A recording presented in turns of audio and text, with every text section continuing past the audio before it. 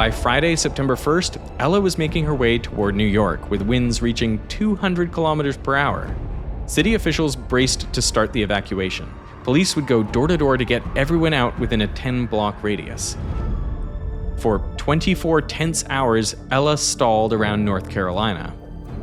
Like LeMessurier said, we were sweating blood.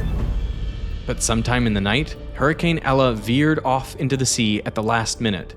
It intensified and hit Canada with peak winds of 225 kilometers per hour. But Citicorp was safe.